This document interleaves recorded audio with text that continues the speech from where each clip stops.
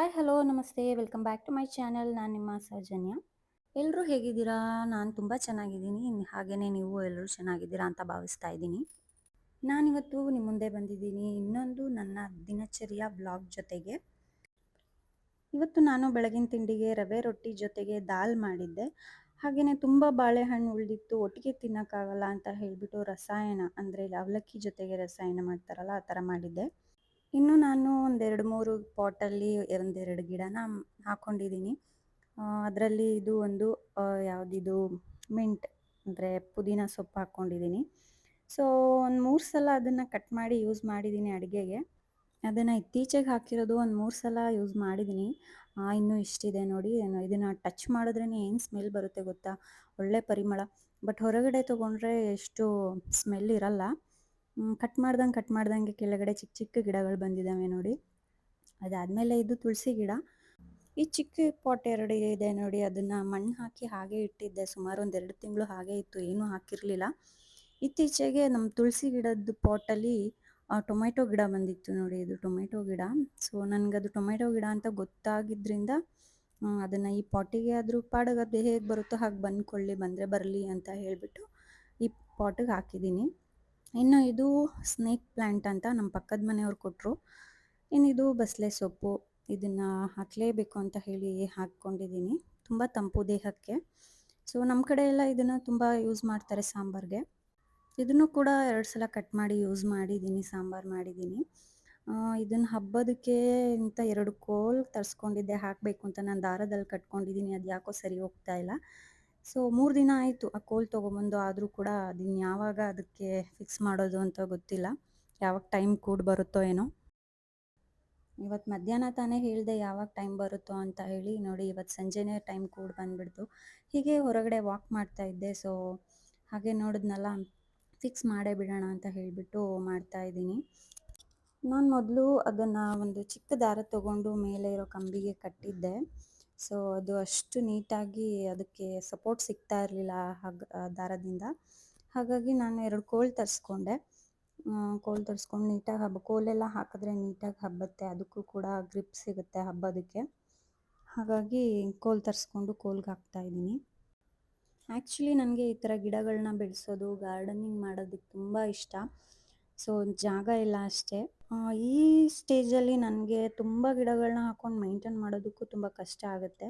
So ಹಾಗಾಗಿ ನಾನೇನು ಜಾಸ್ತಿ ಹಾಕೋಕ್ಕೆ ಹೋಗಿಲ್ಲ. ಬಸಳೆ ಸೊಪ್ಪು ಒಂದು ಬೇಕು ಅಂತ ಹೇಳಿ ತರಿಸ್ಕೊಂಡೆ ಅಷ್ಟೇ. ಇನ್ನು ತುಳಸಿ ಗಿಡ ಮಾಮೂಲಿ ಅಲ್ವಾ, ಎಲ್ಲರ ಮನೆ ಮುಂದೆನೂ ಇರುತ್ತೆ. ಇನ್ನು ಪಾಟ್ ತಂದಾಗ 2 ತೊಗೊಂಬಂದ್ಬಿಟ್ಟಿದ್ದೆ. ಒಂದು ಬಸಳೆ ಸೊಪ್ಪಿಗಾಯಿತು, ಇನ್ನೊಂದು ಪಾಟಿಗೆ ಏನು ಹಾಕೋದಪ್ಪ ಅಂತ ಯೋಚನೆ ಮಾಡುವಾಗ ಪುದೀನ ಹಾಕ್ಕೊಳ್ಳೋಣ, ಮನೆಗೂ ಯೂಸ್ ಆಗುತ್ತೆ ಅಂತ ಹೇಳಿ ಪುದೀನ ಹಾಕಿದ್ದೀನಿ. ಅದು ಕೂಡ ಚೆನ್ನಾಗಿ ಬಂದಿದೆ. ಇನ್ನು ಈ ಟೊಮೆಟೊ ಅಂತೂ ಐಡಿಯಾನೇ ಇರಲಿಲ್ಲ. ತುಳಸಿ ಹಾಕಿದ ಪಾಟಲ್ಲಿ ಬಂದಿತ್ತು ಅದು. ಸೊ ಹೇಗೆ ಬಂತು ಅನ್ನೋದು ನನಗೂ ಗೊತ್ತಿಲ್ಲ. ಸೊ ನನಗೆ ಅದು ಟೊಮೆಟೊ ಗಿಡ ಅಂತ ಗೊತ್ತಿರೋದ್ರಿಂದ ಅದನ್ನು ಇನ್ನೊಂದು ಎಕ್ಸ್ಟ್ರಾ ಚಿಕ್ಕದಾಗಿ ಇದೆಯಲ್ಲ ಅಂತ ಹೇಳಿ ಅದಕ್ಕೆ ಹಾಕೋಣ ಅಂತ ಹಾಕಿರೋದಷ್ಟೇ. ನೋಡಿ ಬಸಳೆ ಸೊಪ್ಪು ಕೋಲ್ ನಿಲ್ಸಿದ್ಮೇಲೆ ಈ ಥರ ಆಗಿದೆ. ಇವತ್ತು ಸಂಜೆ ಪೂಜೆನ ನನ್ನ ಹಸ್ಬೆಂಡೇ ಮಾಡಿಬಿಟ್ಟು ಹೋದರು. ಸೊ ಅವ್ರ ಮನೆಯಲ್ಲೇ ಇದ್ದರು ಅಂತ ಹೇಳಿ ಸಂಜೆ ಪೂಜೆ ಅವರೇ ಮಾಡಿದ್ದಾರೆ. ಯೂಶ್ವಲಿ ನಾನೇ ಮಾಡೋದು ಸಂಜೆ ಪೂಜೆನ, ಆದರೆ ಇವತ್ತು ಅವ್ರು ಮಾಡಿದರು ಅಂತ ಹೇಳಿ ನಾನು ಸ್ವಲ್ಪ ಲೇಟಾಗಿ ಫ್ರೆಶ್ ಅಪ್ ಆಗಿ ಅವ್ರು ಹಚ್ಚಿಟ್ಟು ಹೋಗಿರೋ ದೀಪ ಆರೋ ತನಕ ವೆಯ್ಟ್ ಮಾಡಿ. ಸೊ ದೇವ್ರ ಮನೆಯಲ್ಲಿರೋವಂಥ ಐಟಮ್ಸ್ನೆಲ್ಲ ತೊಳಿಬೇಕಿವತ್ತು, ಯಾಕೆಂದರೆ ನಾಳೆ ಅಮಾವಾಸ್ಯೆ ಇದೆ ಅಲ್ವಾ. ಸೊ ಹಾಗಾಗಿ ಅದನ್ನೆಲ್ಲ ತೊಳೆದು ಬಿಡೋಣ ಅಂತ ಹೇಳಿಬಿಟ್ಟು ಫ್ರೆಶ್ ಅಪ್ ಆಗಿ ತೊಳೆಯೋದಕ್ಕೆ ರೆಡಿ ಆದೆ. ಆ್ಯಕ್ಚುಲಿ ನಾಳೆ ಬೆಳಗ್ಗೆನೇ ತೊಳ್ಕೊಬೋದಿತ್ತು, ಭಾನುವಾರ ಬಿದ್ದಿದೆ. ಸೊ ನನಗೆ ಬೆಳಗ್ಗೆ ಎದ್ದು ಫ್ರೆಶ್ ಅಪ್ ಆಗಿ ಎಲ್ಲ ಕೆಲಸ ಮಾಡಿ ಈ ಕಡೆ ಅಡುಗೆ ಮಾಡಿಕೊಂಡು ಮನೆ ಕ್ಲೀನಿಂಗ್ ಮಾಡಿಕೊಂಡು ದೇವ್ರ ಸಾಮಾನೆಲ್ಲ ತೊಳಿಬೇಕು ಅಂದರೆ ತುಂಬ ಕಷ್ಟ ಆಗುತ್ತೆ ಇವಾಗಿರೋ ಸಿಚುವೇಶನ್ಗೆ. ಸೊ ಹಾಗಾಗಿ ನೈಟೇ ತೊಳೆದಿಟ್ಬಿಡೋಣ, ಬೆಳಗ್ಗೆ ಎದ್ಬಿಟ್ಟು ನನ್ನ ಹಸ್ಬೆಂಡು ದೇವ್ರ ಮನೆಯೆಲ್ಲ ಕ್ಲೀನ್ ಮಾಡಿಕೊಂಡು ಪೂಜೆ ಮಾಡ್ಕೊತಾರೆ. ಇನ್ನು ದೇವರ ಮನೆ ಐಟಮ್ಸ್ ಎಲ್ಲ ತೊಳೆದಾದ್ಮೇಲೆ ಸೊ ಒಂದಷ್ಟು ಬಟ್ಟೆಗಳಿದ್ವು, ಒಗ್ದಿರೋ ಬಟ್ಟೆಗಳು, ಅದನ್ನು ಕುತ್ಕೊಂಡು ಮಡ್ಚ್ಕೊಂಡೆ.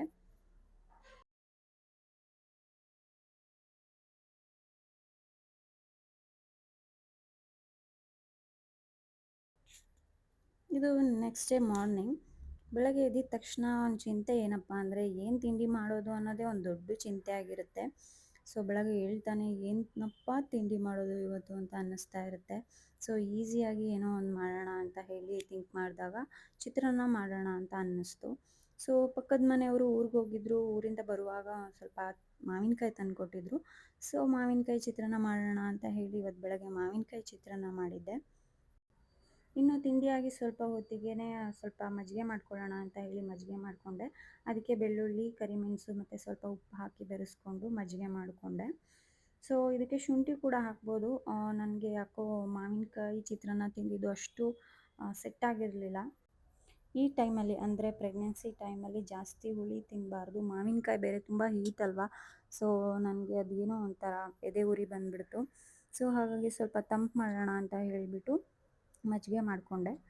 ಇನ್ನು ತಿಂಡಿ ತಿಂದಾಯಿತು, ಮಜ್ಜಿಗೆ ಕುಡ್ದಾಯಿತು. ಅದಾದಮೇಲೆ ಸ್ವಲ್ಪ ಹೊತ್ತು ಬಿಟ್ಬಿಟ್ಟು ಎಲೆ ಹಾಕ್ಕೊಳ್ಳೋಣ ಅಂತ ಹೇಳಿಬಿಟ್ಟು ಎಲೆ ತೊಗೊಂಡೆ. ಪೂಜೆಗೆ ಅಂತ ಹೇಳಿಬಿಟ್ಟು ಎಲೆ ತರಿಸಿದ್ರು. ಸೊ ಪೂಜೆ ಎಲ್ಲ ಆದಮೇಲೆ ಉಳಿದಿರೋ ಎಲೆನ ಎಲೆ ಹಾಕ್ಕೊಳ್ಳೋಣ ಅಂತ ಹೇಳಿ ತೊಗೊಂಡಿದ್ದೀನಿ. ಎಲೆ ಆಯಿತು, ಎಡಕೆ ಆಯಿತು. ಈಗ ಸುಣ್ಣ ನೋಡಿ ಇಷ್ಟೇ ತೊಗೊಂಡಿದ್ದೀನಿ.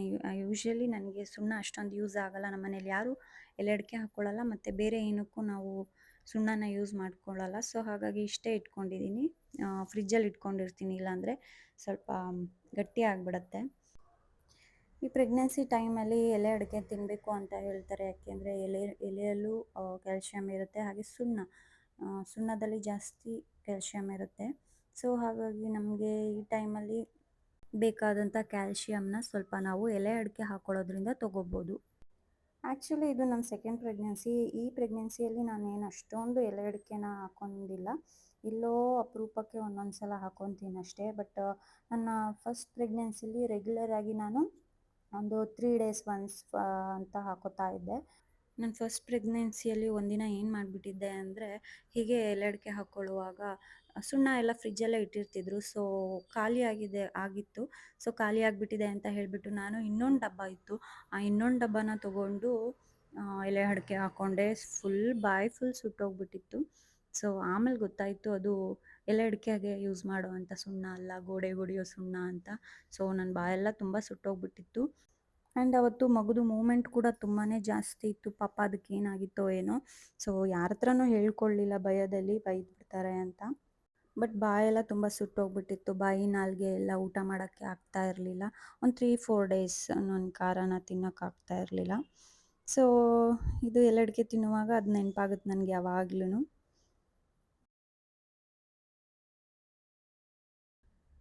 ಇನ್ನು ಇದಾದಮೇಲೆ ಸ್ವಲ್ಪ ತರಕಾರಿ, ಹಣ್ಣು, ಸೊಪ್ಪು ಅಂತ ಎಲ್ಲ ತಂದಿದ್ರು. ಸೊ ಅದನ್ನು ಎಲ್ಲ ಎತ್ತಿಟ್ಕೊಂಡು ಕ್ಲೀನ್ ಮಾಡ್ಕೊಳ್ಳೋಣ ಅಂತ ಹೇಳಿಬಿಟ್ಟು ಎತ್ತಿಡ್ತಾ ಇದ್ದೀನಿ.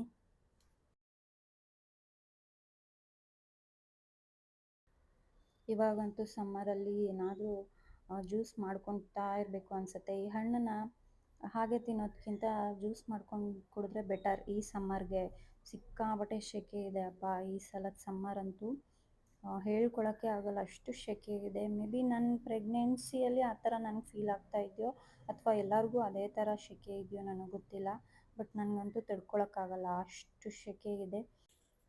ಇನ್ನು ಒಂದು ಬಾಕ್ಸಲ್ಲಿ ಕುರುಕಲು ತಿಂಡಿಗಳನ್ನು ಇಡ್ತಾ ಇದ್ದೀನಿ. ಇನ್ನೊಂದು ಬಾಕ್ಸಲ್ಲಿ ಹಣ್ಣು ಇಟ್ಕೊಂಡಿದ್ದೀನಿ. ಸೊ ಒಂದ್ರ ಮೇಲೊಂದು ಇಟ್ಬಿಟ್ಟು ಹಾಗೆ ಯಾವುದಾದ್ರೂ ಒಂದು ಬಟ್ಟೆ ಮುಚ್ಚಿಬಿಡ್ತೀನಿ. ಈ ನೊಣಗಳು ಮತ್ತು ಚಿಕ್ಕ ನೊಣಗಳೆಲ್ಲ ಬರುತ್ತಲ್ಲ, ಅದು ಬರಬಾರ್ದು ಅಂತ ಹೇಳಿ. ಅದಾದಮೇಲೆ ಇನ್ನೂ ಏನೋ ಸ್ವಲ್ಪ ತೊಗೊಂಬಂದಿದ್ದಾರೆ. ಅದನ್ನೆಲ್ಲ ಎಲ್ಲಿ ಯಾವ್ಯಾವ ಪ್ಲೇಸಿಗೆ ಇಡಬೇಕೋ ಆ ಪ್ಲೇಸಿಗೆ ಇಟ್ಬಿಟ್ಟು ಎತ್ತಿಟ್ಕೊತೀನಿ. ಇನ್ನೂ ತರಕಾರಿ, ಸೊಪ್ಪು ಎಲ್ಲ ಇದೆ, ಅದನ್ನು ಎತ್ತಿಟ್ಕೊಬೇಕು. ಸೊ ಅದಕ್ಕೂ ಮುಂಚೆ ಸಾಂಬಾರು ಮಾಡ್ಕೊಂಬಿಡೋಣ ಅಂತ. ಏಕೆಂದರೆ ಆಮೇಲೆ ಹೊಟ್ಟೆ ಹಸಿದ್ರೆ ಮತ್ತೆ ಸಡನ್ನಾಗಿ ಸಾಂಬಾರು ಮಾಡ್ಕೊಳಕ್ಕಾಗಲ್ಲ. ಸಾಂಬಾರು ಮಾಡಿಟ್ಬಿಟ್ರೆ ಹೊಟ್ಟೆ ಹಸಿದಾಗ ನೀಟಾಗಿ ತಿನ್ಕೊಂಬಿಡ್ಬೋದು. ಸೊ ಮೊಸಪ್ಪು ಮಾಡೋಣ ಅಂತ ಅಂದ್ಕೊಂಡಿದ್ದೀನಿ. ಸೊಪ್ಪುಗಳೆಲ್ಲ ಇದ್ವು. ಸೊ ಹಾಗಾಗಿ ಮೊಸಪ್ಪು ಮಾಡೋಣ ಅಂತ ಮೊಸಪ್ಪಿಗೆ ರೆಡಿ ಮಾಡ್ಕೊತಾ ಇದ್ದೀನಿ.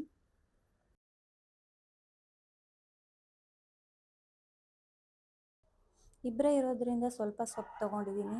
ಎಷ್ಟೇ ಸ್ವಲ್ಪ ಸೊಪ್ಪು ತೊಗೊಂಡು ಮಾಡಿಕೊಂಡ್ರೂ ಕೂಡ ಮೊಸಪ್ಪು ಮಾಡಿದಾಗೆಲ್ಲ ಉಳಿಯುತ್ತೆ. ಮೊಸಪ್ಪು ಮಾಡುವಾಗ ಬೇಳೆ ಜೊತೆಗೆ ನಾನು ಹೆಸರು ಕಾಳನ್ನೂ ಹಾಕೋತೀನಿ. ಸೊ ಸೊಪ್ಪನ್ನ ಬೇಯಿಸ್ಕೊಳ್ಳುವಾಗ ಬರೀ ಬೇಳೆ ಹಾಕೋದಕ್ಕಿಂತ ಜೊತೆಗೆ ಹೆಸರು ಕಾಳು ಅಥವಾ ಹೆಸರು ಬೇಳೆನ ಹಾಕೊಳ್ಳೋದ್ರಿಂದ ಸ್ವಲ್ಪ ಸಮ್ಮರ್ಗೆ ತಂಪಾಗಿರುತ್ತೆ ಅಂತ ಹೇಳಿ ನಾನು ಅದನ್ನು ಹಾಕ್ಕೊಳ್ತೀನಿ ಅಷ್ಟೇ. ಹಾಗೆ ರುಚಿನೂ ಚೆನ್ನಾಗಿರುತ್ತೆ. ಇದನ್ನು ಬೇಯಕ್ಕೆ ಇಟ್ಕೊಂಡು ಉಳಿದಿರೋ ಕೆಲಸನ ಮಾಡಿಕೊಂಡೆ. ಇನ್ನು ತರಕಾರಿ ಸೊಪ್ಪು ಎಲ್ಲ ತಂದಿದ್ರಲ್ಲ ಅದನ್ನೆಲ್ಲ ನೀಟಾಗಿ ಬಿಡಿಸ್ಕೊಂಡು ಎತ್ತಿಟ್ಕೊಂಡೆ. ಈ ಈರುಳ್ಳಿ ಮತ್ತು ಬೆಳ್ಳುಳ್ಳಿ, ಆಲೂಗೆಡ್ಡೆ ಈ ಥರದ್ದನ್ನೆಲ್ಲ ನಾನು ಸಪ್ರೇಟಾಗಿ ಎತ್ತಿಟ್ಕೊಂಡು ಹೊರಗಡೆನೇ ಇಟ್ಕೊತೀನಿ, ಫ್ರಿಜ್ ಒಳಗೆ ಇಡಕ್ಕೆ ಹೋಗಲ್ಲ. ಇನ್ನು ಉಳಿದಿರೋ ತರಕಾರಿಗಳನ್ನೆಲ್ಲ ನಾನು ಫ್ರಿಜ್ ಒಳಗೆ ಇಟ್ಕೊತೀನಿ. ಸೊ ಈರುಳ್ಳಿ ಏನು ಬೇಕಾಗಿಲ್ಲ, ಈರುಳ್ಳಿ, ಬೆಳ್ಳುಳ್ಳಿ ಹಾಗೆ ಆಲೂಗೆಡ್ಡೆ ಇಂಥದ್ದೆಲ್ಲ ಅಷ್ಟು ಹಾಳಾಗಲ್ವಲ್ಲ. ಸೊ ಹಾಗಾಗಿ ಅದನ್ನು ಹೊರಗಡೆನೇ ಇಟ್ಕೊತೀನಿ. ಎಲ್ಲರ ಮನೇಲೂ ಆಲ್ಮೋಸ್ಟ್ ಅದೇ ಥರ ಮಾಡ್ತಾರೆ. ಇನ್ನು ಮೆಣ್ಸಿನ್ಕಾಯಿ ತೊಗೊಂಬಂದರೆ ಮೆಣ್ಸಿನ್ಕಾಯಿ ತೊಟ್ಟೆಲ್ಲ ತೆಗೆದ್ಬಿಟ್ಟು ಒಂದು ಬಾಕ್ಸ್ ಒಳಗೆ ಹಾಕಿಟ್ಕೊತೀನಿ. ಸೊ ಮೆಣ್ಸಿನ್ಕಾಯಿ ಕೂಡ ತಂದಿದ್ದರು, ಹಾಗಾಗಿ ಅದನ್ನು ಮಾಡಿಕೊಂಡೆ. ಇನ್ನು ಮುಂಚೆ ಥರ ಎಲ್ಲ ಇಡೀ ಫ್ರಿಜ್ನ ಒಂದೇ ಸಲ ನನಗೆ ಕ್ಲೀನ್ ಮಾಡ್ಕೊಳಕ್ಕಾಗಲ್ಲ. ಸೊ ಹಾಗಾಗಿ ಒಂದೊಂದು ದಿನಕ್ಕೆ ಒಂದೊಂದು ಪಾರ್ಟನ್ನ ಕ್ಲೀನ್ ಮಾಡ್ಕೊತೀನಿ. ಇವತ್ತು ತರಕಾರಿ ಎಲ್ಲ ಜೋಡಿಸ್ಬೇಕಾಗಿರೋದ್ರಿಂದ ತರಕಾರಿ ಇಡೋ ಅಂಥ ಬಾಕ್ಸ್ನ ನೀಟಾಗಿ ತೊಳ್ಕೊಂಡು ಎಲ್ಲ ಒರೆಸ್ಕೊಂಡೆ. ಹಾಗೆ ಅದನ್ನಿಡೋ ಅಂಥ ಜಾಗ ಎಲ್ಲ ಸ್ವಲ್ಪ ಗಲೀಜಾಗಿತ್ತು. ಸೊ ಅದನ್ನೆಲ್ಲ ಕ್ಲೀನ್ ಮಾಡಿಕೊಂಡು ಹಳೆ ತರಕಾರಿಗಳಿದ್ವಲ್ಲ ಅದನ್ನೆಲ್ಲ ಒಂದು ಕಡೆ ಇಟ್ಕೊಂಡು ಈಗ ಹೊಸ್ದಾಗಿ ತಂದಿರೋ ತರಕಾರಿಗಳನ್ನೇ ಸಪ್ರೇಟಾಗಿ ಇಟ್ಕೊಂಡೆ. ಇನ್ನು ಈ ಕೆಲಸಗಳೆಲ್ಲ ಮುಗಿದ್ಮೇಲೆ ಸ್ವಲ್ಪ ಹೊತ್ತು ರೆಸ್ಟ್ ಮಾಡಿದೆ. ಅದಾದಮೇಲೆ ಸಂಜೆ ಹೊತ್ತು ಪೂಜೆ ಮಾಡಾಯಿತು. ಸೊ ರಾತ್ರಿಗೆ ಅದೇ ಮೊಸಪ್ಪು ಸಾಂಬಾರಿತ್ತು, ಅದಕ್ಕೆ ಮುದ್ದೆ ಮತ್ತು ರೈಸ್ ಮಾಡಿಕೊಂಡು ತಿಂದ್ಕೊಂಡ್ವಿ. ಇನ್ನು ಇದು next day morning. So next day morning ಮತ್ತೆ ಪುನಃ ನೆಕ್ಸ್ಟ್ ಡೇ ಮಾರ್ನಿಂಗ್ ಬರ್ತಾಯಿದ್ದೀನಿ. ಯಾಕೆಂದರೆ ನಿನ್ನೆ ವ್ಲಾಗ್ನ ಎಂಡ್ ಮಾಡಿದೆ, ಹಾಗೇ ಮಲ್ಕೊಂಬಿಟ್ಟಿದ್ದೀನಿ. ಸೊ ಮರೆತುಬಿಟ್ಟು ಹಾಗಾಗಿ ಇವತ್ತು ಬೆಳಗ್ಗೆ ವಿಡಿಯೋನ ಸ್ಟಾರ್ಟ್ ಮಾಡ್ತಾಯಿದ್ದೀನಿ. ಇವತ್ತು ಕೂಡ ವೀಡಿಯೋನ ಮಾಡ್ಕೋಬೇಕಾಯಿತು, ಯಾಕೆಂದರೆ ಎಂಡ್ ಮಾಡಿರಲಿಲ್ವಲ್ಲ. ಸೊ ಹಾಗಾಗಿ ಇಲ್ಲಿ ನೋಡಿ ನಿನ್ನೆ ತೋರಿಸಿದ್ನಲ್ಲ ಪುದೀನ ಹೀಗಿದೆ. ಜಸ್ಟ್ ದಿನ ನಾನು ಹೀಗೆ ಎಲ್ಲ ಮುಟ್ತಾ ಇರ್ತೀನಿ, ಯಾಕೆಂದರೆ ಅಷ್ಟು ಸ್ಮೆಲ್ ಬರುತ್ತೆ. ಜಸ್ಟ್ ಮುಟ್ಟಿದ್ರೆ ಸಾಕು ಅಷ್ಟು ಘಮ ಕೊಡುತ್ತೆ.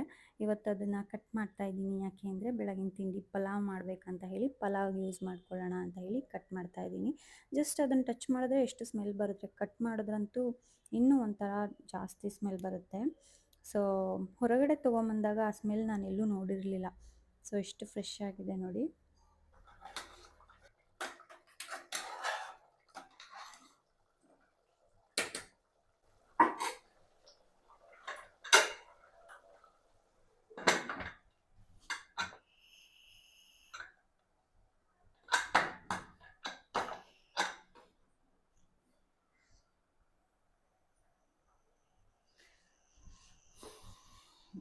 Hi, good morning.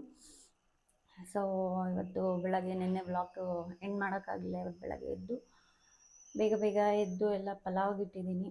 ಇವತ್ತು ತಿಂಡಿ ಪಲಾವ್ ಆಗಿದೆ. ಸೊ ಎಲ್ಲ ಆಯಿತು. ಇದೊಂದು ಮುಗಿದ್ಬಿಟ್ರೆ ವಿಶಿಲ್ ಬಂದುಬಿಟ್ರೆ ಆಗೋಯಿತು. ಸೊ ನಿನ್ನೆ ವ್ಲಾಗ್ನ ಎಂಡ್ ಮಾಡೋಕ್ಕಾಗಲಿಲ್ಲ, ಹಾಗಾಗಿ ಇವತ್ತು ಎಂಡ್ ಮಾಡೋಣ ಅಂತ ಹೇಳಿಬಿಟ್ಟು ನೋಡ್ತಾಯಿದ್ದೀನಿ. ಸೊ ಆಯಿತು, ಎಲ್ಲ ಕೆಲಸ ಆಯಿತು. ಇವಾಗ ತಿಂಡಿ ಒಂದು ರೆಡಿ ಆಯಿತು. ನನ್ನ ಹಸ್ಬೆಂಡು ಪೂಜೆ ಮಾಡಿದ್ದಾರೆ. ಸೊ ತಿಂಡಿ ತಿಂದ್ಕೊಂಡು ಅವರು ಡ್ಯೂಟಿಗೆ ಹೋಗ್ತಾರೆ, ನಾನು ಮುಂದಿನ ಕೆಲಸ ನೋಡ್ಕೊತೀನಿ. ಸೊ ಇವತ್ತಿನ ವ್ಲಾಗು ಎಂಡ್ ಮಾಡಬೇಕು ಇಲ್ಲಿಗೇನೆ. ಇವತ್ತಿನ ವಿಡಿಯೋ ನಿಮಗೆಲ್ಲರಿಗೂ ಇಷ್ಟ ಆಗಿದೆ ಅಂತ ಅನ್ಕೋತೀನಿ. ಇಷ್ಟ ಆಗಿದರೆ ಲೈಕ್ ಮಾಡಿ, ಶೇರ್ ಮಾಡಿ, ಕಮೆಂಟ್ ಮಾಡಿ. ಹಾಗೆ ಯಾರೆಲ್ಲ ಸಬ್ಸ್ಕ್ರೈಬ್ ಮಾಡ್ಕೊಂಡಿಲ್ಲ ದಯವಿಟ್ಟು ಸಬ್ಸ್ಕ್ರೈಬ್ ಮಾಡ್ಕೊಳ್ಳಿ ಅಂತ ಕೇಳ್ಕೊತ ಈ ವಿಡಿಯೋನ ಇಲ್ಲಿಗೆ ಮುಗಿಸ್ತಾ ಇದ್ದೀನಿ. ನೆಕ್ಸ್ಟ್ ವಿಡಿಯೋದಲ್ಲಿ ಸಿಗ್ತೀನಿ. ಬಾಯ್.